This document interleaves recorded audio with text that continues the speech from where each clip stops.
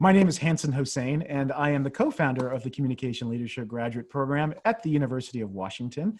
And this is the first part of a three-part Salon series that I'm hosting over the next 3 quarters that are really meant to focus people who are really, I consider, true leaders in my network, who I wanted to share very directly with our students. In the past, I have had these conversations behind closed doors, actually, giving exclusive access to people such as Robert, to students currently in our program. But given the situation, we're doing things a little differently. And given the stature of the 3 people we've chosen to be in this series this year, my colleagues at the Communication Leadership, especially Director Kenya Sheen, suggested that we should actually share this publicly as well. So that's our intention this evening. And as the 3 people who I invited to be part of the Salon series, they were the first 3 people who popped into my head. I sent them invitations immediately and they responded yes immediately. So I didn't even actually create a short list of anybody else. And I'm pleased because they represent a real diversity in terms of what communication leadership is to the world. But from a storytelling point of view, that's Robert. From an advocacy and community building point of view, that's Michele from the ACLU Washington. And from a communication leadership generally point of view and public relations and communication, that is Melissa Waggener Zorkin, who is the founder of We Communications and a really great partner for us. So in many ways, these 3 people embody everything we aspire to for our students in the program, from content creation to community building to entrepreneurial advocacy, in a way that which really makes our graduate program different from anything else in the world. So far we're at 5:02 here in Seattle, and I have texted my dear friend Robert Clark, and we were all on board. I spoke to him twice this week, so I'm just going to assume that it's all going to happen. I can actually give a little bit of introduction right now in terms of my relationship with Robert. He and I met in 2003. His wife, Lei Ling, was my producer at NBC News when I was doing the war, the second Persian Gulf War. I was traveling around the Middle East as a standalone one-person journalist going live for MSNBC from various corners of the Middle East. And I camped out for a little bit in Israel, where I had been based for many years before when I was full-time with NBC. And they decided that I didn't need to do things by myself anymore. And they assigned Lei Ling, Robert's wife, to work with me. And she is an incredible journalist in her own right. And she'd been embedded with the US Army in Iraq in some of the most dangerous situations, which was incredible. Given that she was surrounded by all these big guys with a lot of body armor, and she held her own, and she was probably one of the most decorated journalists throughout that time. So to meet Lei Ling, and then to meet her husband Robert in Israel, and then to establish this relationship that's lasted now 17 years has been really incredible.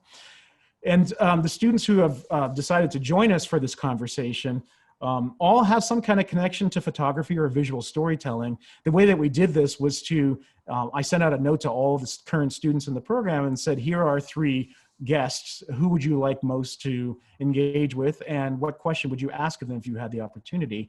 And these were the ones who responded with regards to Robert. And so they each shared their question, and I was able to connect with them one-on-one to hone their question even further and get a better sense of their background, so that we can have them engage directly with Robert as well, beyond just asking that one question, but leading the conversation. So far, I haven't heard back from my dear friend Robert, and we're having this great conversation. So we have 41 participants too, and they're probably going to start signing off if they don't get the guest of honor. So in the meantime, would you mind, my dear comm lead students who are so good on your feet, if we actually just opened up and had a conversation while we wait for Robert, like an opening act to a concert? Let me just put it out to you.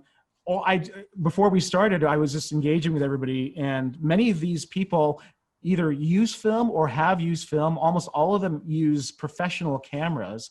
I'll just put it out there, and one of you can respond. You know, when I have one of the new iPhones right now, which is an even better camera on it. If we can all do this now with mobile photography, why do you continue to want to use these big, expensive cameras? And how do you differentiate yourself when it comes to competing with social media influencers on TikTok and on Instagram? Anybody want to respond to that? Well, I'll start by saying I take the world's worst cell phone photos. I don't know what it is. I think my brain just turns off when I have the phone in my hand. it's a different process in my head. And so I can't switch to that. It doesn't work. So do you find that the actual instrument, the tool that you're using, makes you think differently about how you actually capture a visual story? I think it makes me slow down. Philosophically, I think the tool doesn't matter. I'm completely tool agnostic, but when it comes to actually making photographs, I just don't do it in the same way with a phone. That's so interesting. Another friend of mine who's a photographer in Paris and who shot the first photographs of Nelson Mandela being released from prison, he's officially a photographer who's sponsored by Leica, and Leica keeps releasing these $6,000 cameras that only take black and white photos, and they just released their newest one. And a lot of people say that it's really important to have those constraints when you think that the camera can only do one thing without a zoom or anything like that, because you do focus on a type of photograph because of that, because of the way the tool is fashioned. Susan, I saw you nodding your head approvingly, I think, in terms of what Angela was saying. Yeah, I like, Angela, that you said that you're agnostic about the tool, because I feel the same way. I love photography, and I love shooting photography on all the things that photographs can come from. And I was definitely an early adopter of Instagram. And I do think that I vary how I shoot things based on the tool that I'm using. But I definitely liked Angela's comment about being an agnostic about the tool. That's great. And Yurong, you shoot with everything. You've shot with but you continue to shoot with a professional camera, a Nikon camera. Do you also shoot with cell phone cameras as well? I do. I have an Android phone, and that is everywhere. It's always in my pocket. Hi. Hi, Robert. Oh, hi, Robert. Nice to see you. I thought you were going to join us with your wonderful daughter. Sorry. That's all right. No, it's just like I'm kind of pathetic. So sorry about that. No, it's all right. You know, we were going really casual here, and we have. I brought some amazing students to this conversation. We were able to improvise and have a good opening act before you joined us. So, Robert, say hi. You're aging much better than I am. Well, I'm. Let's not bet on that. So, anyway, how are you guys? We're doing great. Good. I'm really sorry. I'm embarrassed. I'm usually much better about that. So, what are we going to talk about? Well, how about I gave a bit of an introduction in terms of how you and I met back in 2003 through Lei Ling at NBC in Israel. And I mentioned how I asked you to do this, and you've all seen Robert's bio, but just for the benefit of YouTube and for this being evergreen content, Robert Clark has been, he's one of the best photographers I know, and has been a freelance photographer for years, both as a more journalistic photographer, specifically with National Geographic. He's captured incredible photos that have inspired movies. He's been a pioneer in mobile photography and wrote one of the first books about what it meant to take pictures with cell phone cameras. And he's also done some really compelling pioneering advertising campaigns. And we hope to share some of that, if I can share my screen appropriately, with some of the content that Robert has done. And one thing, Robert and I have stayed in touch over the years. He's based in New York. And about 2008, 2009, we were talking very specifically about what platforms he was going to use to remain viable as a professional photographer.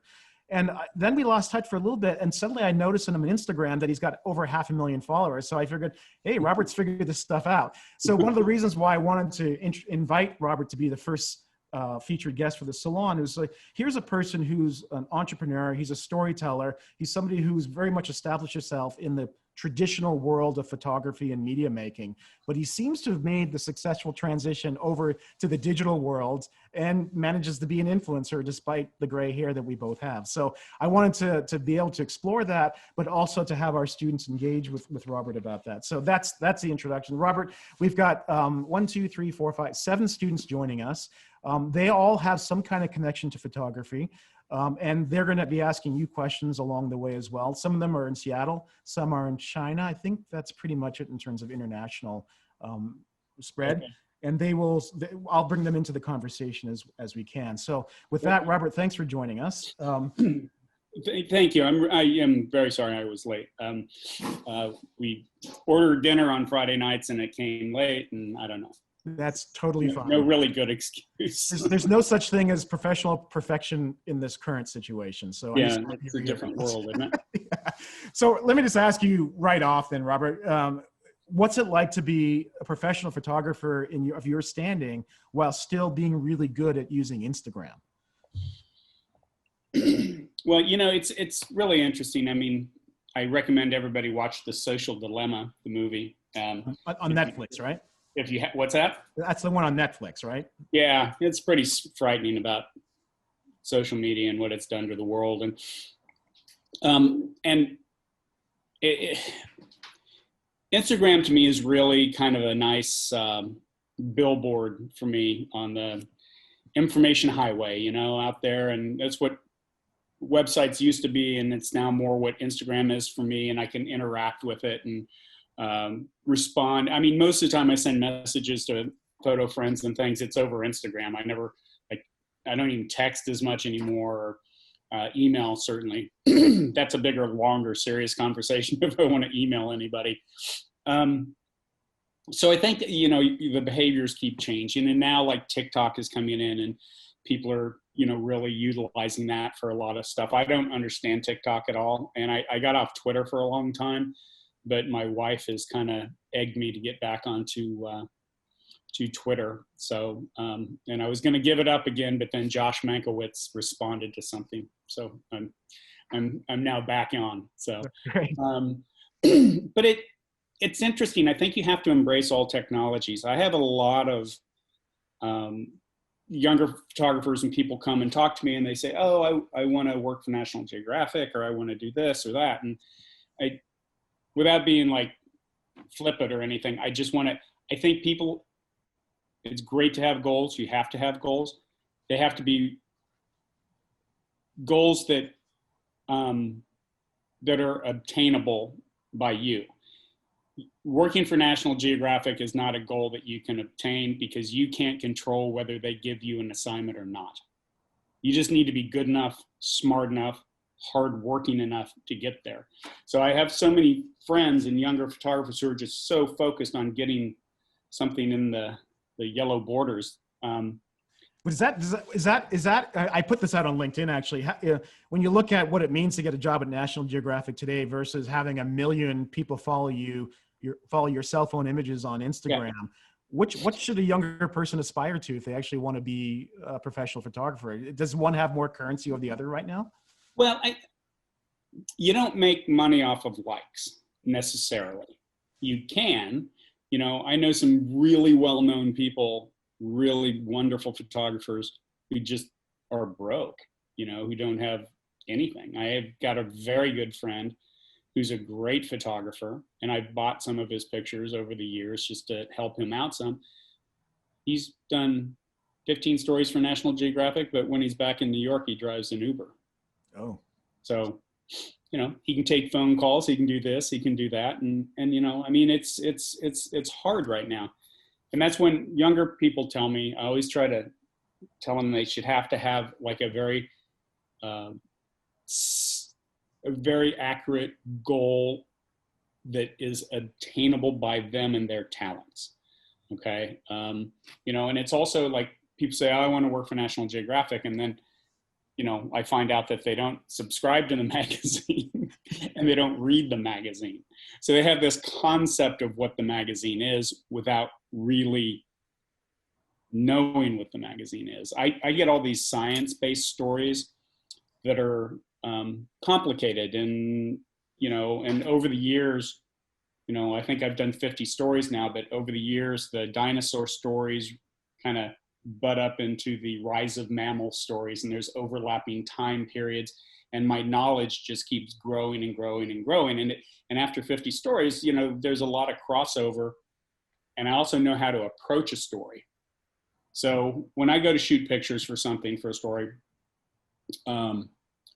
oftentimes the first 2 or 3 pictures I shoot are really important because they kind of set the visual tone for how I'm going to shoot the rest of it. So if I get something successful to begin with, then I start kind of thinking visually in the same way for every other situation that I'm put into, if that makes sense. So I want there to be like a visual through line so things look like they belong together. So if you have 20 pictures, put them over there, they go, yeah, they look alike, they feel alike, you know, they have the same kind of energy. That's really great to share that advice. In fact, that connects to a question Peggy, I'm going to put you on the spot now because you did have a specific question. So Peggy Zhao is one of our students, and she, you worked in broadcast journalism in China. She's now here in the United States in Seattle, but she had some very specific question about what you just mentioned. Do you want to raise it now, Peggy? Yeah, sure. So first of all, I really appreciate what you said about the storytelling, Robert. So my question is, what is your best advice for good storytelling as a photographer? I think immersing yourself into a story and finding out everything you can. Honestly, to this day, after all the stories I've done, whenever I get a story for National Geographic, the very, very first thing I think of is how am I going to screw this up? I honestly, it's just like this fear of failure, which I'm sure some of you all have experienced. When you start doing something, you think you're stupid, you think you don't know what you're doing. Who am I to think this is a story, blah, blah, blah. It doesn't go away, or at least it never has for me. It lasts, it's not as long a period. It's not into like the 8th week of shooting anymore. It's like the first day or two, but really it's about getting as much information as you possibly can and digesting it, and then breaking it down into bite sizes of things that you can obtain. And I really am lucky because I get to work with some of the smartest people in the world, the top paleontologists, the heart doctors, and all these different people. And it's such a pleasure that I get to sit down and talk to these people. Like one of the top guys in the world, Lee Berger, who found something called Australopithecus naledi and sediba, these ancient, they're pre-human primates, but relatives of ours. I got to sat down with him, and he drew the whole like evolutionary tree for me. And it was amazing. And one thing he said to me, he goes, you know, because we've all seen the little guy that kind of evolves into the person.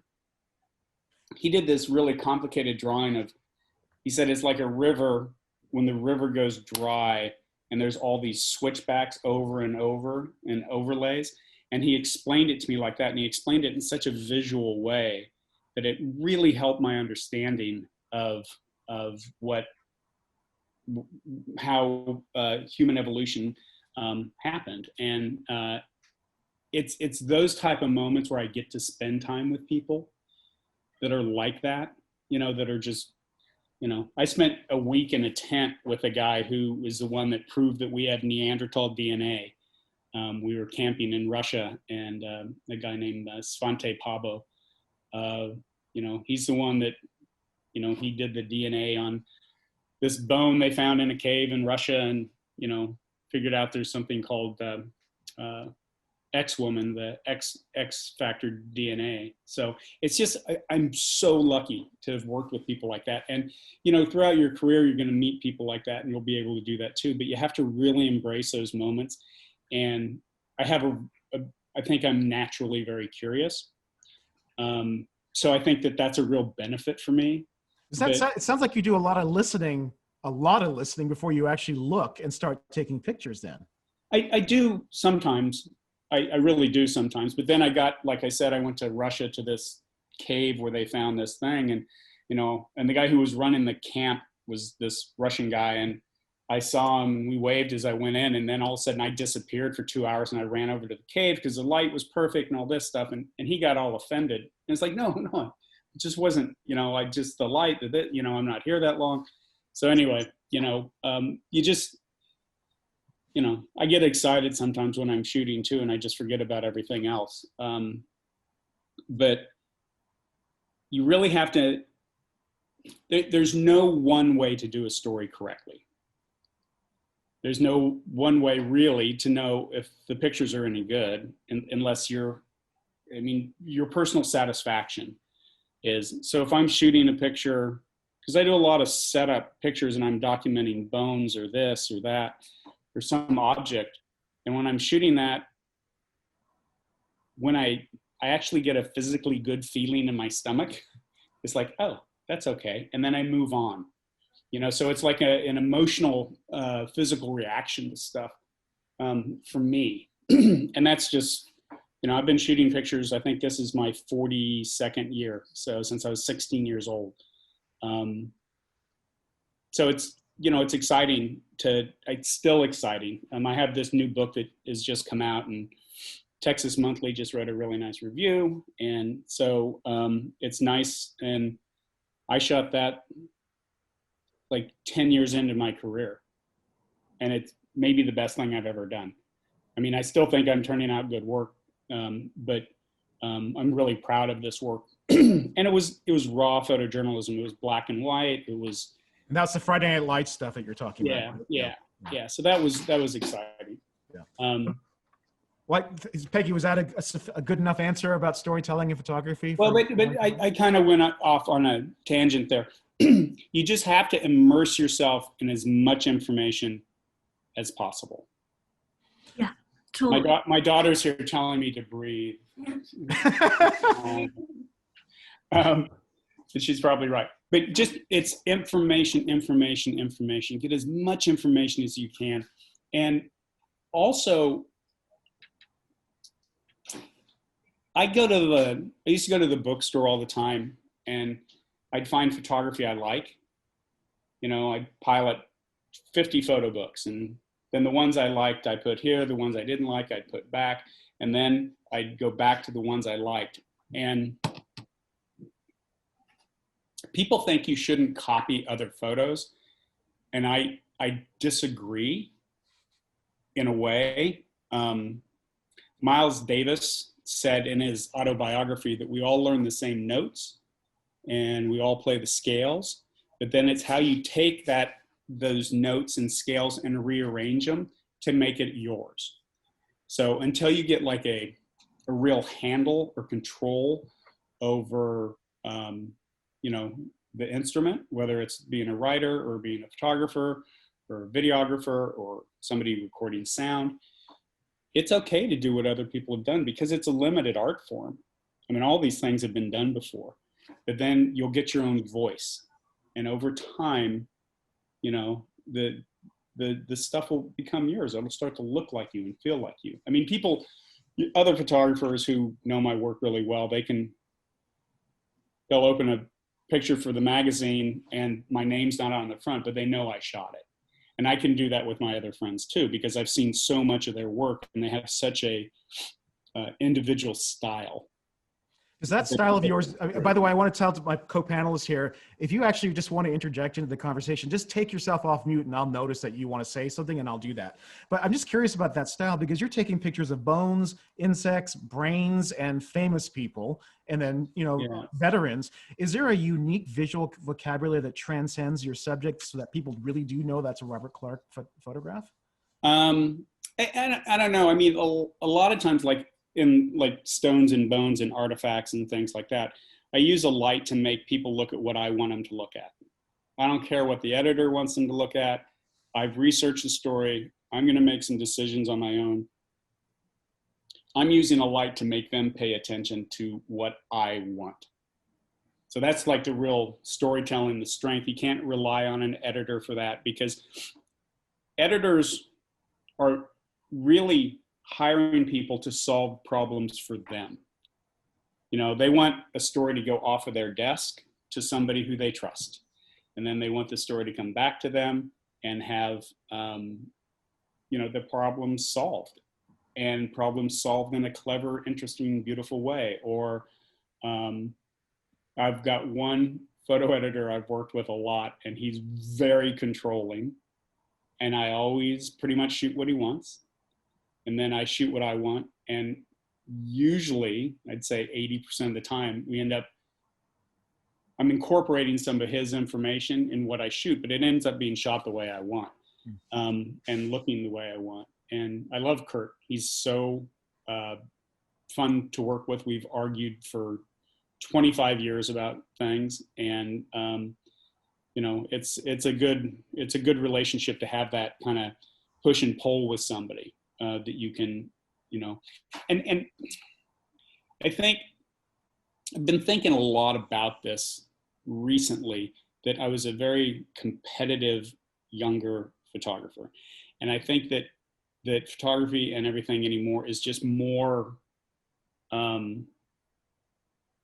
collegial in a sense. There was a bunch of us who went to one school and we were super competitive with each other. Then we all got out and then we were super competitive with the other people we worked with at these other organizations. And we've all succeeded and everything, but I think we could have done better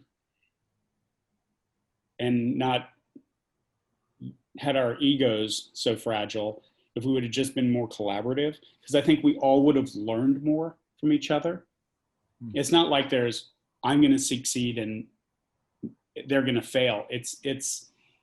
That's how we thought of it. I think all of us, we've had this conversation, and we kind of wish we'd just been better friends and helped each other more, because the editing thoughts and walking into a situation and seeing something that somebody else has done, you have a better eye for it sometimes, you know. So I just urge you to be more collaborative with each other. Not that you're not, I have no idea, but I'm just saying that that's something I would change in my career. I would appreciate it, and I think I would have been a better photographer and a better writer, and a better journalist. But you know, I just think you have to, you know, Hanson's done documentaries, so you look at documentaries. Some documentaries, I think the narrative is amazing, and it's just like, it tells you so much about how to construct things, right? It tells you how to put a story together, and you can take something that you love, that's somebody else's work, and then kind of incorporate that into your approach next, right? The next thing you do. And I think the more information you have, that's the key. That's really the key. And it's, you know, you're not going to have all the information from a source, because then why would you do a story? It's about you picking and pulling information and putting it together in a way that makes sense. Susan, it takes a while to do this. Okay.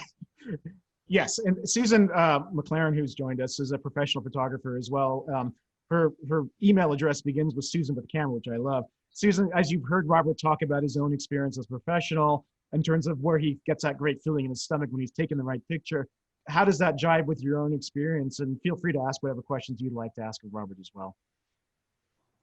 Yeah, good question. Well, I was definitely an early adopter of, for example, Instagram. I really liked the idea that I could use it as sort of a visual diary of my day, what I was doing. Yeah. And I still think that rings true. I'm not so interested in the follower count. That's not really my bag. I'm really using it from more of a personal standpoint.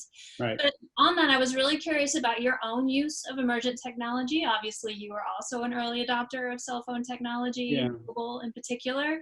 And I'm just curious, as your experience has changed throughout your career, how has that changed your approach to storytelling? It's really interesting. It's, you know, it's a panel of, it's a group of women I'm speaking to, and it's an excellent time for women right now. Certainly at National Geographic, there's so much work being done by women, and it's fantastic. It's 100 years too late, you know, but they're trying to make up for it, I think, in a lot of ways. And I think the storytelling is different. It's more sensitive, and then there's more subtlety to things. And I start to see just a little, like Maggie Stever is a very good friend of mine, and I've known her for years. And her pictures have always just been different and soft and intuitive. And now there's more of that kind of work out there, you know. I don't know if you know who Stephanie Seymour is. Amazing photographer, and she's done a lot of work.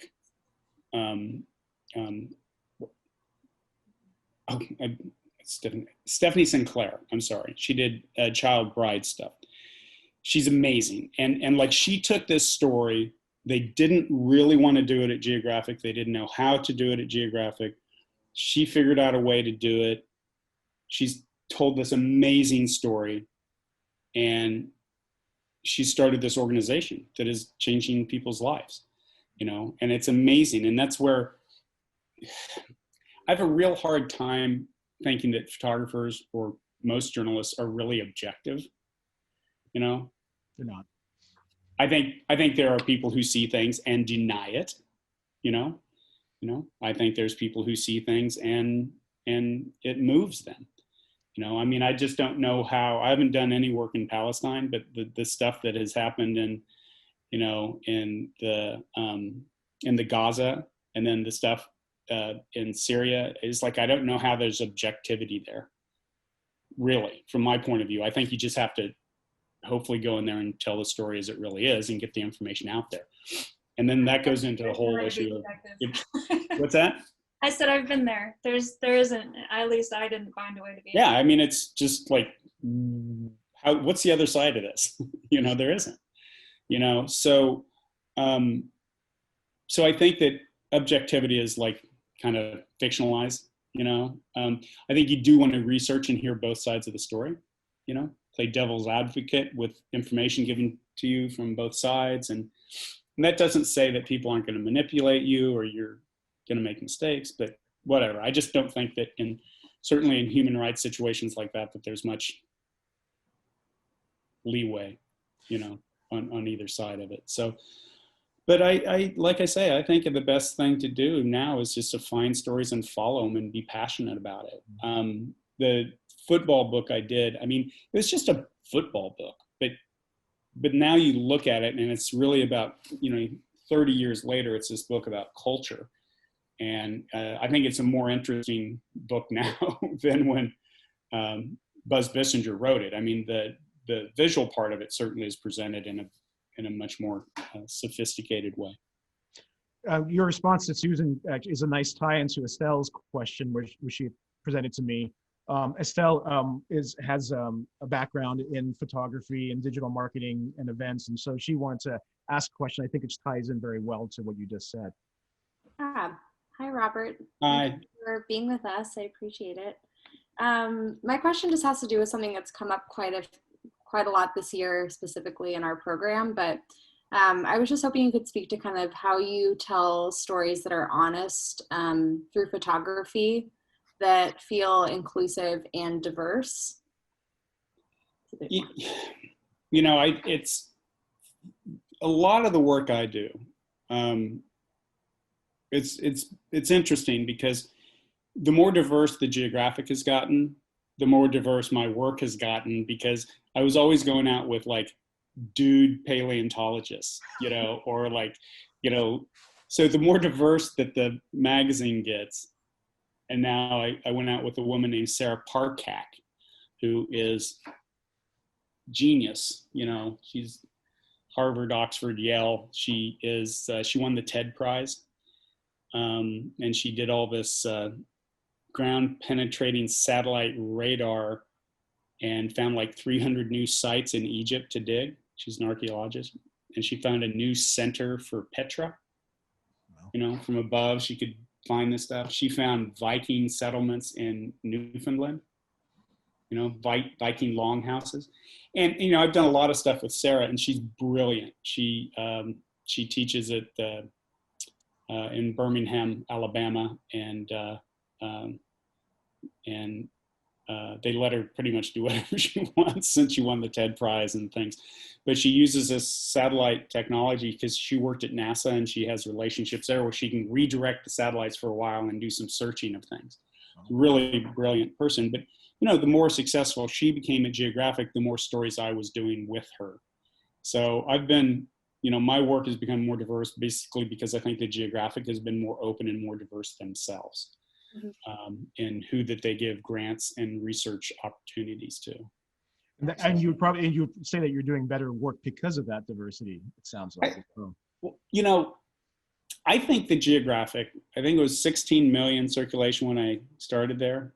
It's like 5 now or 6, you know, that was from 95 to now. I think it's a better magazine in a lot of ways than it was. In the past, when I started there, they were doing stories. There's a phenomenal photographer, Jody Cobb. I think she's an amazing photographer. But she spent a decent portion of her career doing stories like Russia. It's like, okay, 13 time zones, that's it's not really a story. But then she went and did a story herself. It's this beautifully photographed story on geishas. And it was just really interesting commentary. And that tied into like the Day in the Life series of books, which are well before any of y'all's time. But I always found it sad that to do your career about like Russia, Stephanie has made this amazing project about child brides, and her nonprofit, Too Young to Wed, has changed hundreds of people's lives. So there's a shift that's gone on to where there's more advocacy and to where there's more personal work being done. And I think the key is to find something that interests you and make it what is personal to you. Try to photograph what's personal to you, because that's hard. That's where the kind of the emotional resistance within comes from, if you want to do something intimate and new. So that helps. That was great. So, Angela, I think that ties also very nicely to your question. Angela actually has a BFA in photography and obviously geeks out on the artistry of it, but also some of the bigger questions around ethics and values when you're taking pictures. So Angela, I want you to ask your question of Robert. Hi, Robert. Hi. Thanks for being here. Sure. So my question is about making visually appealing, like really beautiful images of things that are terrible, for lack of a better word. And the distance that's created potentially when something is elevated to art and becomes like an art object. Okay. Kind of on the backs of other people. Sure.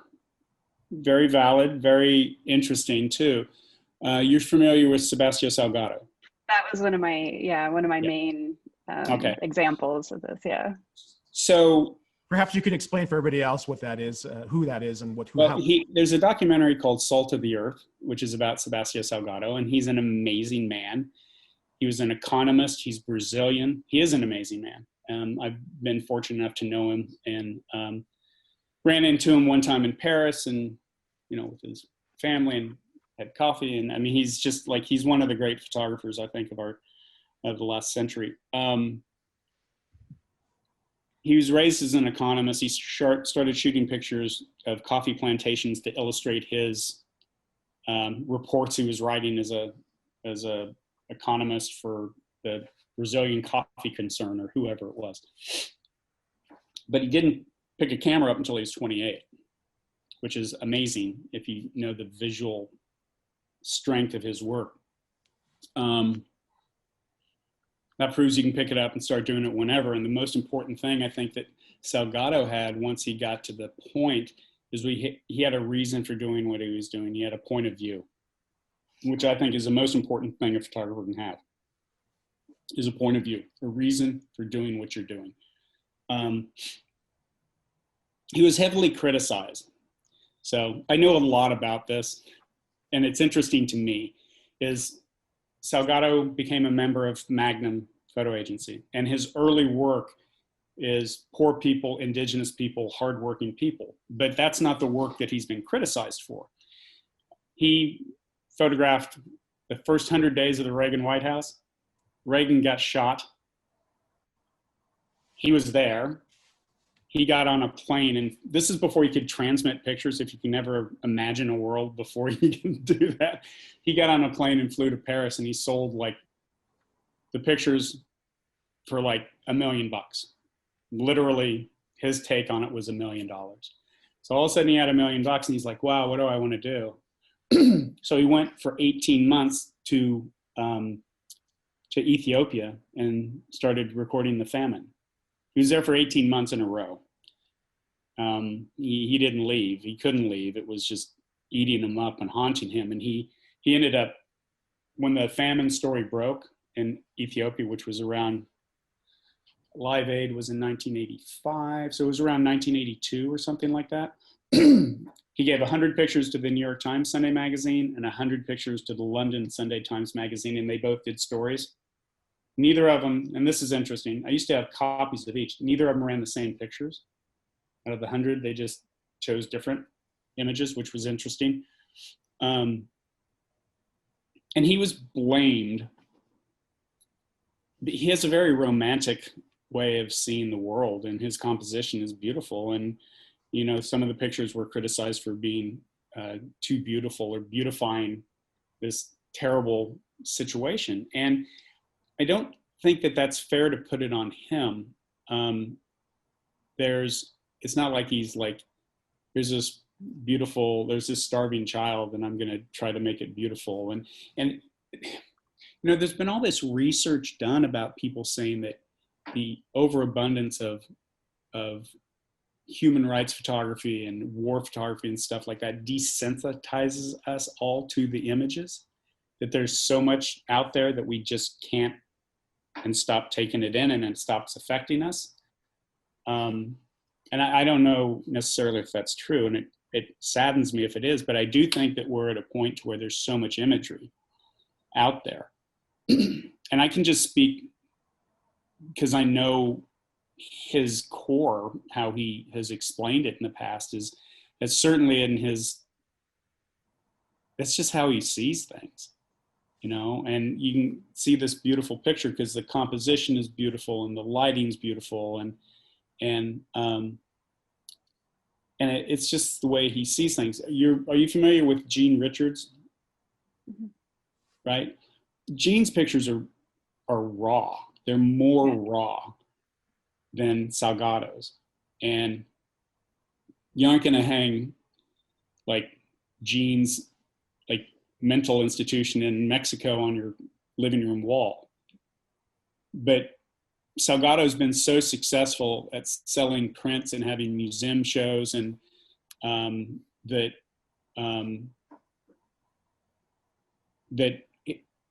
literally a great Polish photographer, a friend of mine, Tomasz Tomaszewski, who's done work for Geographic, and he was photographing some rich Polish guy here in New York City, and in his dining room, he had a Salgado picture from the famine. Oh, jeez. And it's just like, talk about tone deaf. It's like, you know, but he paid a lot for it. It's a really amazing image, but it's just kind of, you know, I think you can't put that on, that's not Salgado's fault. You can't put that on him, right? So it's interesting. I think about this all the time, about the interpretation of intention versus, you know, like what I tend to picture to be about, and then what other people interpret about. You can't control that. You know, it's like people, Sally Mann is one of my favorite, you know, photographers. She's amazing, right? And, you know, people think it's not right? Some of that stuff's not right. I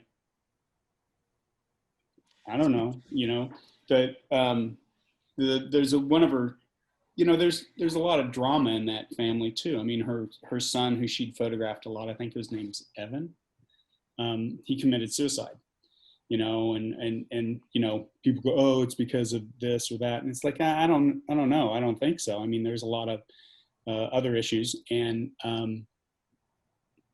the work itself is beautiful. You know, I'm a huge fan of Diane Arbus's work, like massive fan of Diane Arbus. And I think that she has changed American photography in so many ways. But people criticized her for taking advantage of people, you know, and that she was like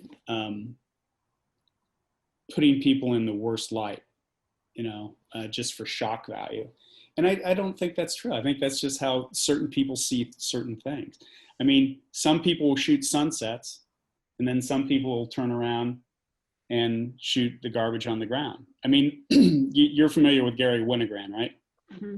Right. So he's a great photographer, street photographer in a sense. He went to this one place where Ansel Adams did this amazing 8x10 view of the Grand Canyon. And his view of it, he wasn't doing this intentionally. His view of it was like there's a garbage can that was overflowing from tourists. So it was like, you know, there's this garbage can and it's same kind of view, not done in this lush, beautiful, you know, Ansel Adams sort of way, but it's just like, that's what he did. That's who he was. He just saw the world differently. Speaking of composition, Mo Herbert had Mo actually shoots almost only film, she told me. Mo, you had a question for Robert about that, specifically about composition and framing. Yeah, well, in terms of composition and framing, I was wondering what your guiding principle is, especially when it comes to subjects who don't sit still, as I've seen in a lot of your photography. You know, I mean, talking about film, it's really interesting because this new book is mostly shot on Kodak P3200 because I was shooting at night and in locker rooms and things like that. And it's interesting, when I went back and I rescanned 300 pictures for this project, and I went back and, you know, I'm editing and it's like, oh, that's a good picture. And there's like one frame of it. And then I'm in a completely different situation. In digital world, it'd be 50 frames of it, you know, and that none of those 50 would have been better than the one. So it's interesting because I think I shot with more confidence back then. Not that I'm not confident now, but it was a different thing. I mean, I had to process all the film. I had to, you know, make prints of it. Yeah, you had to deal with it once it was done. And digital now, it's just like, you know, binary code out there somewhere. But it's interesting because I think shooting film slowed me down and made me more exacting, you know. And I'm really big into immediate gratification. I like digital for that. I can see it. I can see that I didn't fail. I can see that I didn't like do something stupid and make a horrible mistake. But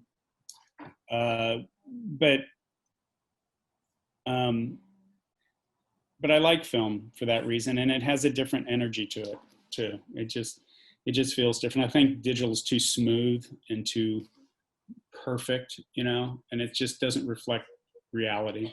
Mo, why are you still shooting film as obviously a younger photographer than Robert? I imagine you shoot all digital now, but Mo, why are you shooting film?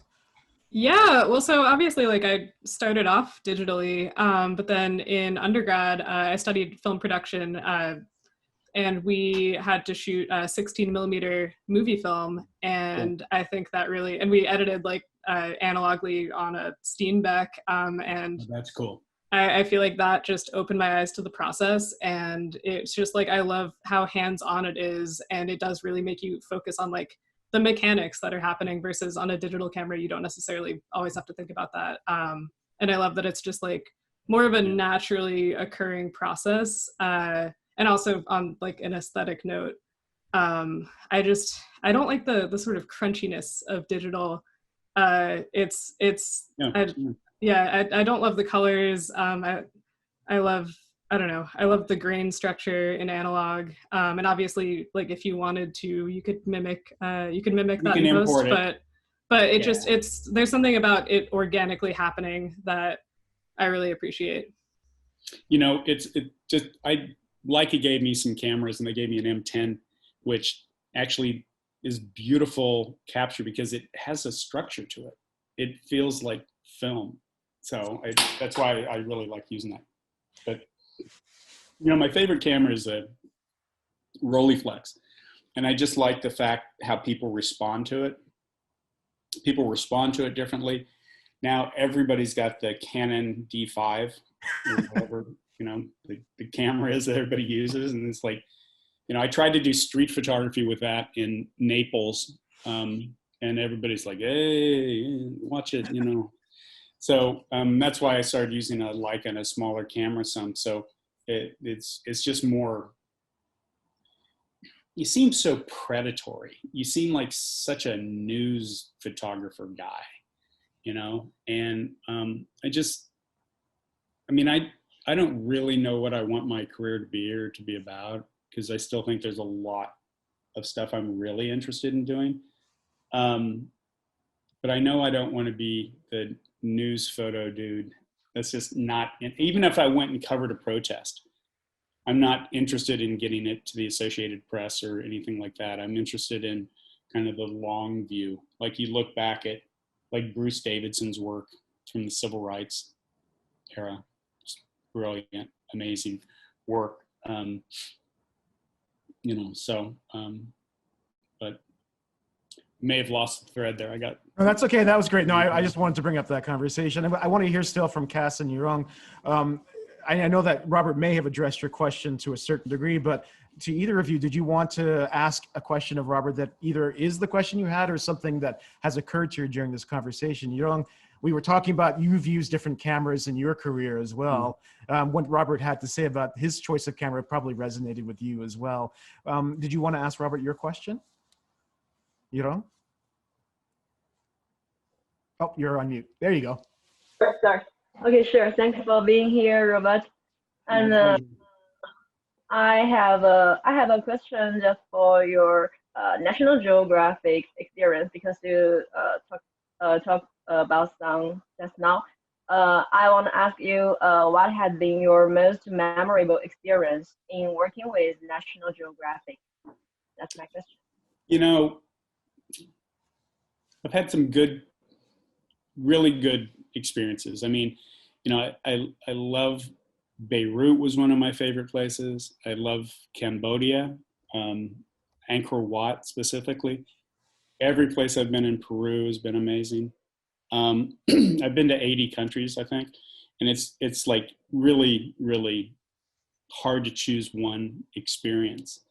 But like to be in Machu Picchu at night, you know, to be in there at night, and you know the tourists all leave, and then you're in there at night, and all of a sudden there's this wildlife that kind of comes back into Machu Picchu, and you're sitting there kind of experiencing Machu Picchu as it must have been, you know, back in its when it was actually being used. And the same is like being inside Angkor Wat, walking around in Angkor Wat at night and having access to tombs and things that nobody gets a chance with, you know. I had tea in a pharaoh's tomb. I was shooting in there, and the tomb minders brought us tea, and we just sat down and had this tea in this place. And it's just like it was like what it was at the time. I was worried about the picture, but then I kind of pull back from it and think about it. It's like, wow, that was really cool. You know, so there's been so many really memorable, fun assignments. The second assignment I did for Geographic, I drove around Patagonia for 6 months. You know, 3 months, one trip, came back for a month, and went back for 3 more months. And it was like, you know, I just flew into Buenos Aires and got in a car and headed west. You know, it was an amazing opportunity, and I saw so much of, you know, Terra del Fuego and Patagonia and all these different areas. It was just remarkable. And this is pre-cell phone. It was pre-email. Nobody could get a hold of you. You're just out there. They gave you a wad of cash and said, go talk to every paleontologist you can find in Argentina. So that's what I did, you know. So that was really one of my favorite stories I've ever done, simply because I was able to be alone a lot and think a lot, and kind of, I'm very big into visualization, like visualizing success and just trying to find calm, and for me, shooting is meditative in a lot of ways. When I'm shooting, I get really, everything else falls away, you know, a little bit, it just kind of goes away. So it was really nice to be in that situation. Second story for National Geographic. First one went well. am I actually ever going to have a career at this? So it was really good for me to actually just be able to focus and meditate on that. So do you still get to work like that, Robert, given the economics of photography now, and given the fact that you are a husband and a dad now? Would you ever go out for 3 months just for the hell of it and be out of touch with the rest of the world while you focus on a piece of work? Oh, I would love that. I would miss being home dearly, but I don't know. Lei Ling and Lola are here. What's the longest trip I've 2 months. had since? 2 months. I cried every day. Oh, please. Yeah, right. I did. That's Robert's wife, who's tougher and been away longer in more dangerous situations than anybody else I know.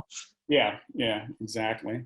Yeah, Baloney. probably 2 months is the longest I've been gone in the last bit, but it'd be 2 months and then back for a few days and then gone for 2 months. But, I mean, I had this amazing experience doing a story called Was Darwin Wrong, which really kind of changed the way that I thought about stuff. It was 58 days in a row. I was shooting, flying, editing film every day for 58 days in a row. And we went to 12 countries in 24 different locations in 12 countries.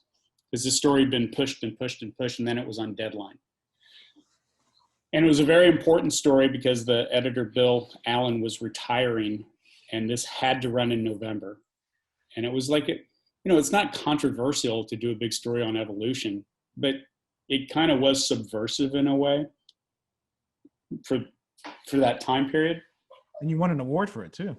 Yeah, I mean, it was well received, and the photo editor Todd James did, He-Man work lifting and figuring that story out, because evolution is pretty complicated, and how you're going to visually represent different aspects of evolutionary principle is not an easy thing to figure out how to do. And it had ignited a passion in me for evolutionary biology and just kind of understanding the difference of species and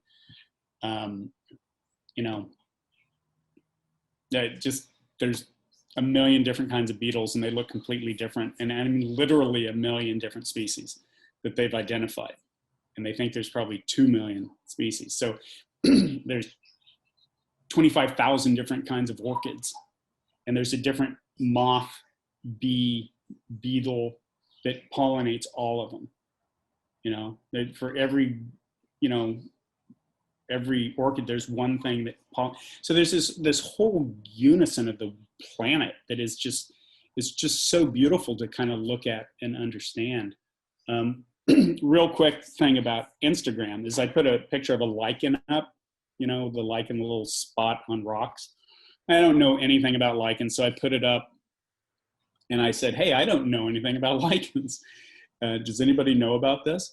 And like in 10 minutes, I had an email to me from a guy in France, and he had done his thesis on lichens, specifically that kind of lichen. So he sent me his thesis on it, and it was amazing. It was like the best crowdsourcing That's awesome. ever. So Well, I think I have a very smart group of people as my followers, a lot of scientists and things like that. So I'm glad you're putting your social media influence to good use and not to bad purposes like other people do. We're butting up against the hour that we promised that we would spend. I'm happy to go over it, but I want to make sure I get to our final panelist question, Cass, who has a background in creative design and has worked in photography, editing, and everything else. So Cass, you got Robert. Yeah. Hi. Hi. I'm coming from it more of like an advertising point of view, and I'm kind of curious just more about your perspective of the industry right now, kind of seeing the newer trends, creative trends, industry trends that are happening right now. What my question for you is what do you think of the recent trends in photography, and how have they been influencing your work? Well, so like superhero movie posters, right? Yeah. Think of like Michael Mueller 7 on Instagram. He's a good friend of mine. He's done every single one of them. Like Mandalorian, which is out, I think, this week or something. That's his poster. Every Spider-Man, that's his poster. I mean, along with doing all these crazy, I mean, Aquaman, that's his stuff. And he lives in LA and he's a cool guy and he hangs out, he's a dude, he's a bro, really good photographer, really smart, but he essentially developed this kind of visual style. And because it was so successful for one, it became so successful for the others, right? So it all kind of played into it. Michael Mueller 7, you should look at his Instagram because he's also become obsessed with sharks. And he's got literally a friend who's a billionaire, and he's done this, Hanson, you'd love this. He's done this 3-dimensional, not 3D, VR underwater camera thing, and he goes swimming with sharks. It's crazy. So in response to so are you going to use any of those techniques for your own work, or are you pretty much set and nothing will deviate you from the Robert Clark style of photography? Well, I don't know what my style is, if I have one specifically. But the thing is about him is he made all this money. He's figured out how to do this thing. But he's also found something else he loves and he's passionate about, right? So he's gone off and done kind of good because he's done a lot of things on trying to help habitat for sharks and things like that. Fishing, getting sharks caught up in fishing nets and stuff like that. So, but I don't really do advertising, but that is one kind of prominent kind of advertising that maybe I should say more in 10 years. Yeah, maybe I should say more like photography use in like more corporate imagery and in advertisements more. Well, I can speak to this. Did you guys watch the video that I sent? And I've got it here, but I can't share my screen. But if you go to Robert's website, he's got this link to his work with Russell Athletic, which was it's under Robert Clark. It says motion. And if you know the Friday Night Lights stuff that I've done, right? This thing happened so oddly and organically. It was the 25th anniversary of Friday Night Lights. The Sports Illustrated was putting some pictures on their Instagram. The art director was literally in the bathroom, scrolling through Instagram, trying to figure out what to do with something. He was doing a thing with Russell Athletics, which is kind of a heritage brand, kind of like Converse or Adidas kind of stuff. So he's trying, we got to do this ad campaign. How are we going to do it? And he saw those pictures of mine and he said, bang, let's do it like this. So the commercial that I did, it's 3 minutes and 10 seconds or something. We adopted a high school in right outside Indianapolis, New Palestine, Indiana. New Palestine Dragons, a very good football team. And you don't even know it's an identity piece, right? It's an identity piece for Russell. And there's no logo, there's nothing. They're not trying to sell you anything. But at the end of it, it says Russell Athletics, blah, blah, blah. But it was a really smart, and this is where narrative is important in advertising as well. It had a good story that the high school football team had lost the year before in the state finals in the last 8 seconds. They were going to be good this next season too, but they lost the state title. So what the whole thing was 8 seconds, it was like this we lost in 8 seconds. So 8 seconds kind of, gets on our nerves when we think about it, because we were 8 seconds away from a perfect season, no losses, blah, blah, blah. But that piece of film making looks so much like the Friday Night Lights. And it's kind of the most editorial advertising piece that I will ever probably be able to do. Because it was very, very, I didn't talk to the client once. They didn't tell us how to cut it. They didn't tell us what music to do. But I also talked about how experience plays upon, I always think of my career as a pyramid, like the wider the base, the higher the peak.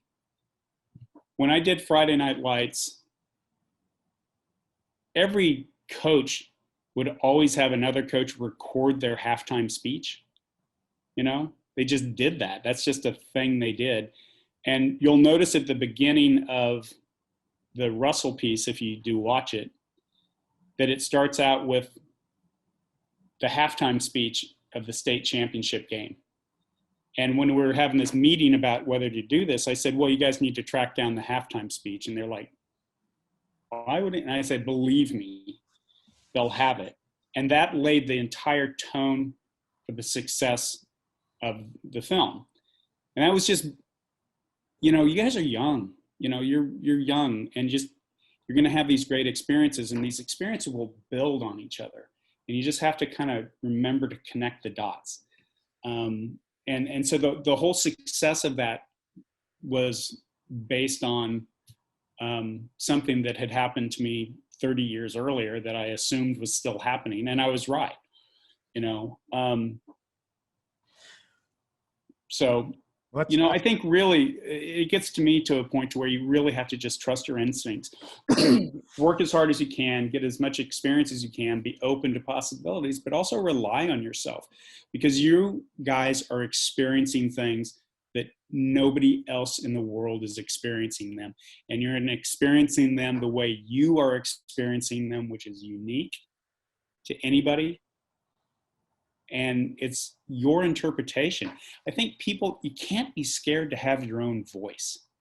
I mean, that's, if I could change my career any and backpedal, I would probably, there's so many times I've thought that would be a good story. And then I didn't do it. And then 10 years later, I saw somebody else shot it. And it's like, I was right. That was a good story. You know, so you just have to, I think the things that are going to be really rewarding in your career is that, you know, you can go do assignments for people and do this for other people, but find your thing, your idea, and do it, and pursue your own ideas.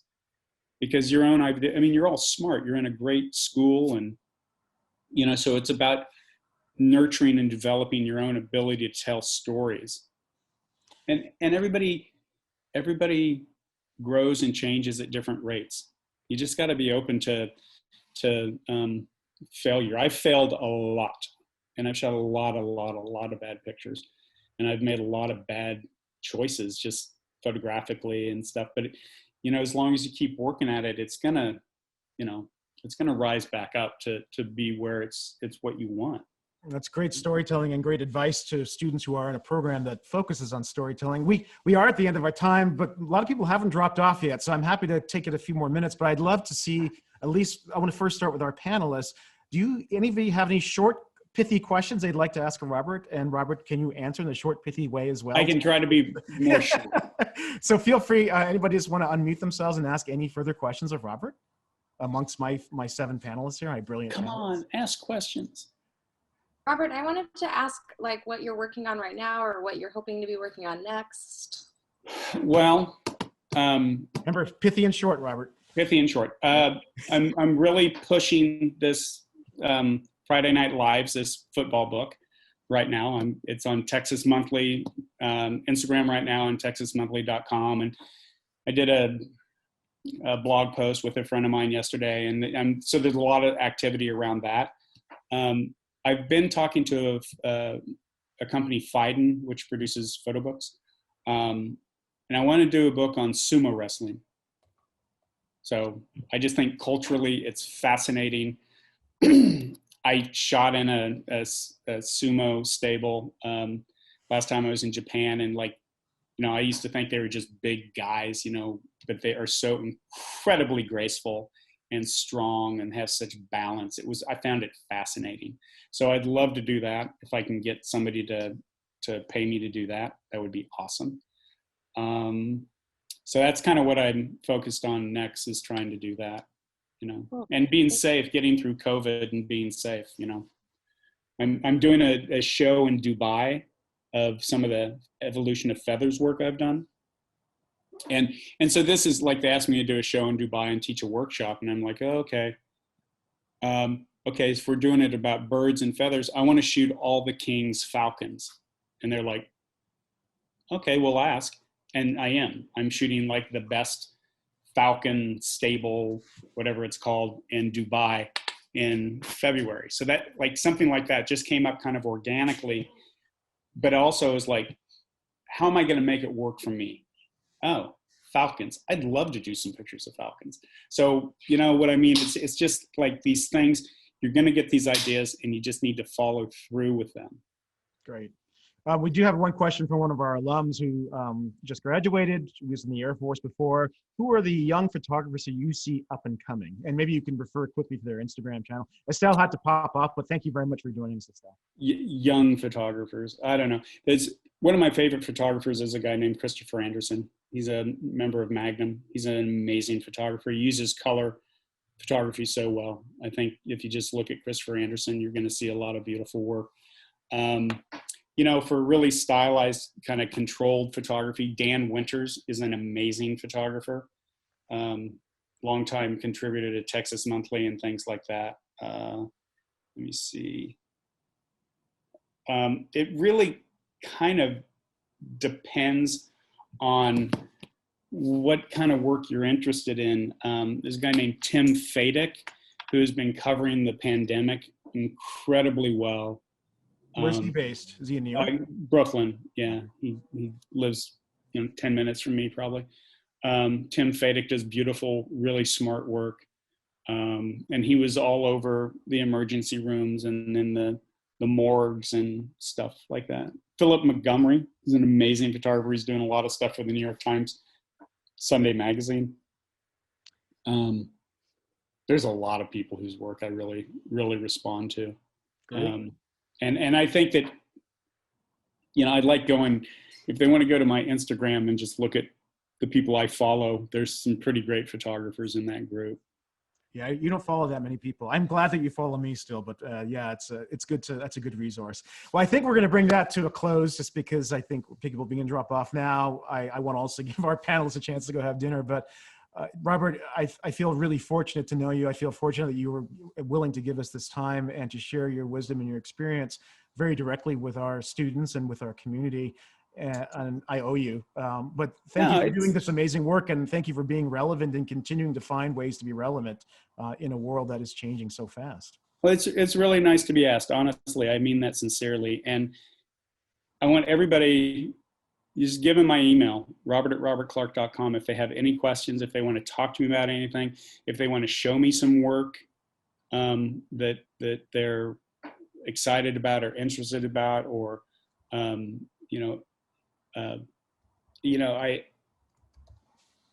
happy, and I feel really lucky to try to help. I had so many people who were very helpful to me, and I deeply appreciate those people who helped me. And I just really, if I can help be a strong critic, let me know. Okay. That's awesome. And to our panelists, thank you for being brave enough to be on camera and to share your questions with Robert. And I think that gives you extra special access to Robert for any questions or advice you'd like from him. Thank you all for being here. I'm Hanson Hosein. This has been part of the Salon series for the Communication Leadership Master's Program. Our next one will be in February with Michele Storms from the American Civil Liberties Union in Washington. And we'll be talking about the election and everything else that isn't going to go away. Thanks, Robert, for being our luminary, and have a great night. Say hey to Lei Ling for us. And I hope to see you guys in New York one day. Bye. Bye, guys. Bye. Have a good night, everyone. Thank you. Bye.